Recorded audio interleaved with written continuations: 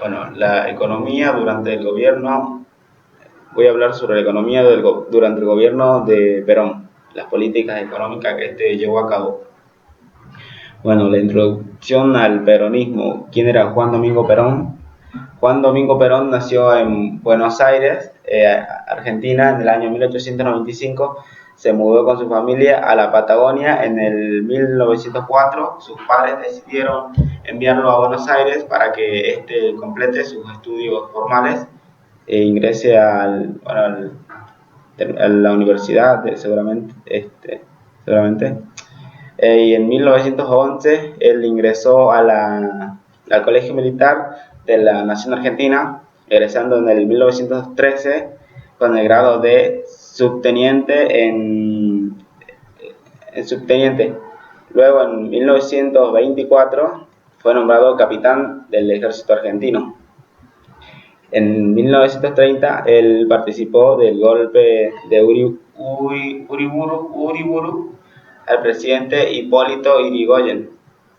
Este, bueno, luego fue enviado fue a Chile, Italia y Alemania, Francia, Francia y bueno, la Unión Soviética. Volvió a Argentina en el 1941 y fue ascendido al grado de coronel.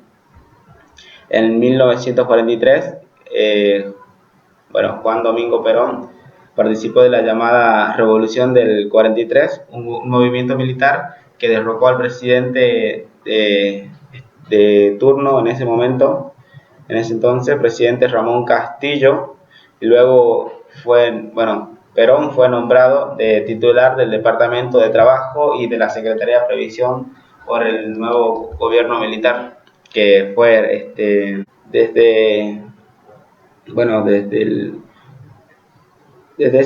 el 43 que comenzó el peronismo. Comenzó su ascenso político en la política en el 4 de julio de 1943. Lo hizo impulsando ciertas medidas de reformas laborales que analizando la indemnización por despido y las vacaciones pagas, reglamentando el salario mínimo y los horarios de trabajo los redujo, ya que eran muy altos en ese entonces. La negociación colectiva entre empresas y trabajadores también impulsó esta reforma, lo que hoy en día se conoce como sindicatos. Por el efecto de estas medidas fue que Perón logró alcanzar un alto grado y peso político propio, digamos, de esa época. En la política argentina de 1943, en el golpe a Castillo, asumió como presidente Arturo Rawson, que rápidamente fue sustituido por Pedro Ramírez y por no tener el apoyo del ejército, gobernó solamente un año, hasta el 1944. Durante estos años estaba desarrollándose la Segunda Guerra Mundial y la derrota al eje parecía inminente, y decidió romper sus lazos con, con Alemania y Japón, pero ¿qué pasó? Que en ese momento gran parte de los militares del gobierno eran militantes simpatizantes del, de este eje, y vieron esta situación como una traición. Es así que lo obligan a renunciar a él, y bueno, asume Edelmiro Farrell, un militar. tenía que y bueno, Farrell tenía que atender dos puntos: el, atender dos frentes. Por un lado, los partidos políticos que lo acusaban a él de nazi y exigían retornar a la democracia, y el otro interno, su secretario de Trabajo, Juan Domingo Perón, ganaba cada vez más influencia dentro del movimiento obrero.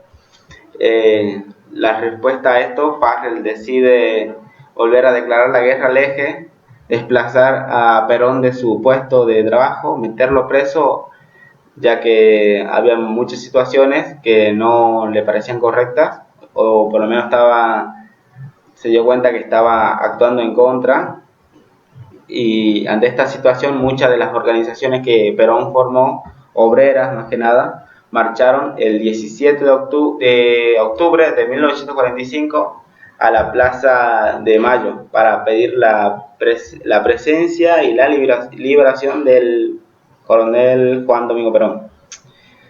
Bueno, se lo encarceló en la isla eh, Martín Moreno, y bueno, luego sería liberado y más tarde llevado a la Casa Rosada, y durante su estadía en la Casa Rosada él salió al balcón y dijo que se iba a postular para presidente por las elecciones llamadas de que el próximo gobierno. Y bueno, más tarde en febrero de 1946 lograría él ganar las elecciones presidenciales. Bueno, y voy a hablar del intervencionismo estatal. El Estado peronista asumió un papel intervencionista durante la Europa de posguerra. En la Europa de posguerra, muchos países llevaron a cabo nacionalizaciones y estabilizaciones de empresas como modo de control y de los recursos económicos y los servicios.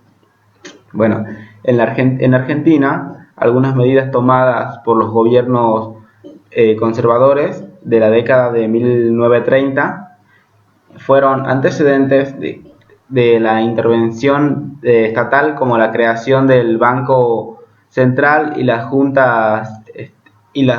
juntas reguladoras. El peronismo concibió su intervención como un mecanismo para la consolidación de la industria nacional y a la vez de una política social que diera respuesta a las demandas a las demandas de su base social, digamos, de su base social. Una vez elegido el presidente Perón, consiguió que Farrell firmara dos decretos para su proyecto de gobierno. Uno de la nacionalización del Banco Central y otro de la creación del Instituto Argentino para la Promoción del Intercambio.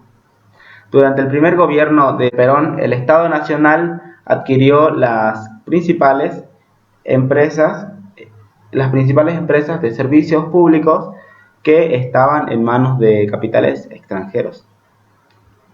Bueno, ahora voy a hablar de en qué consistió y qué fue el plan económico IAPI, que significaba Instituto Argentino de Promoción del Intercambio.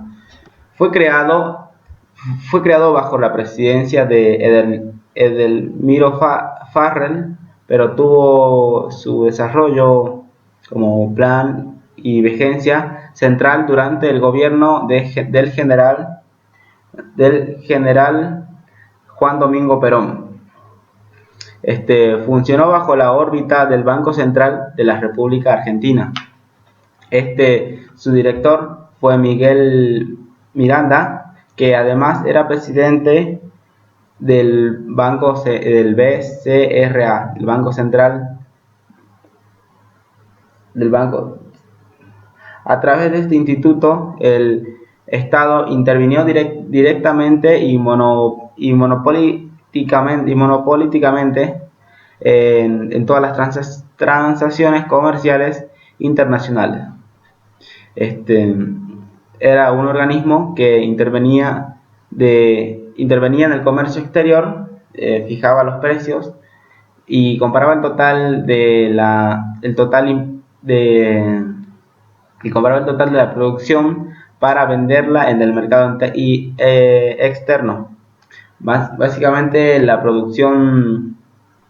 total de la producción de cereales, ya que se concentraba en cereales, en todo lo que es trigo, todas estas cosas. Este mecanismo de intervención estatal permitía obtener importantes recursos, ya que este plan este plan económico del IAPI fue uno de los que más hizo salir a flote a la economía en ese entonces, ya que generó muchos recursos y mucha plata para ese entonces. Debido a la debido a la no se me escucha. Debido a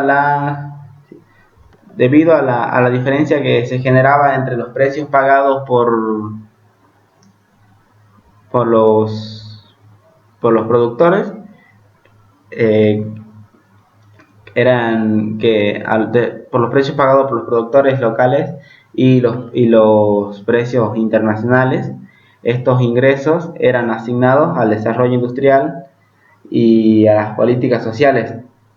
Es decir, que se producía una transferencia de recursos en beneficio de los autores sociales del peronismo,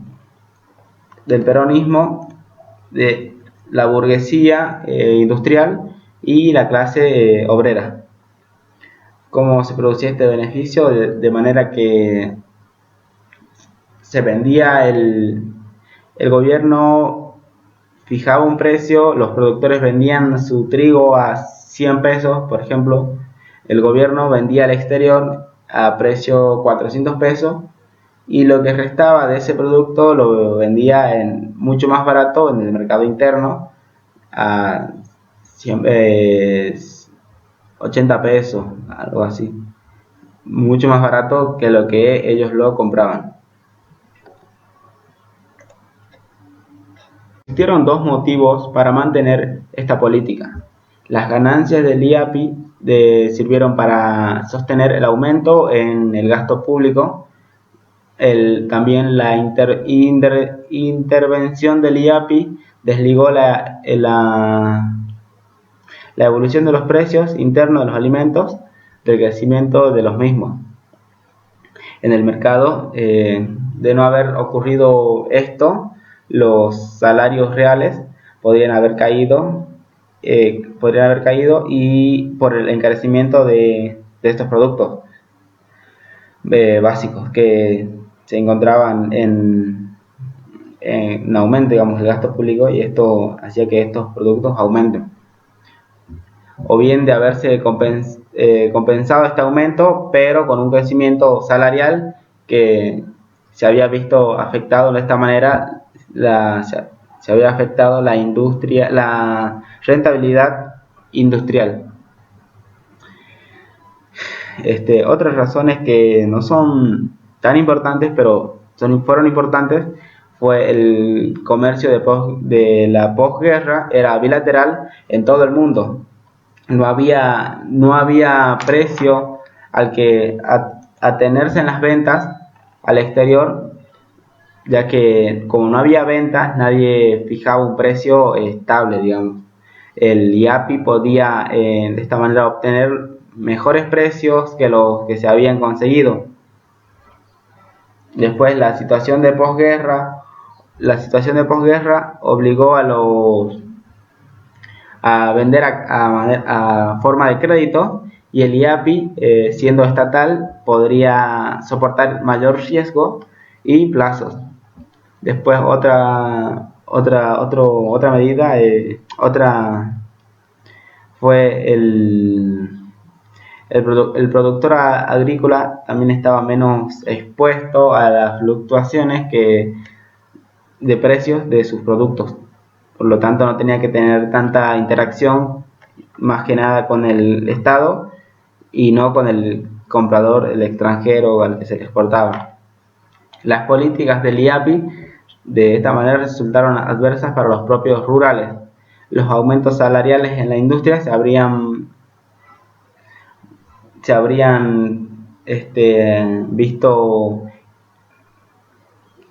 visto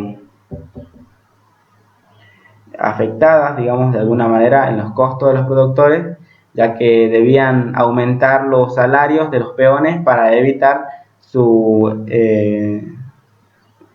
que estos se vayan hacia las ciudades, digamos. Otro punto fue el estatus de los peones, se había del peón había extendido algunos beneficios sociales a los trabajadores del campo, a lo que también impactaba en la rentabilidad social.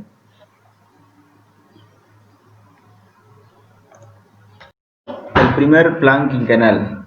El primer plan quinquenal fue un procedimiento de planificación estatal argentino del primer gobierno de Perón.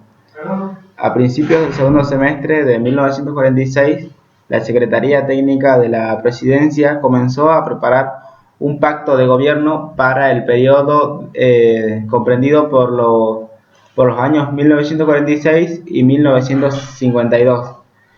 El plan quinquenal se anunció en el mensaje presidencial del 19 de octubre de 1947 como proyecto de ley.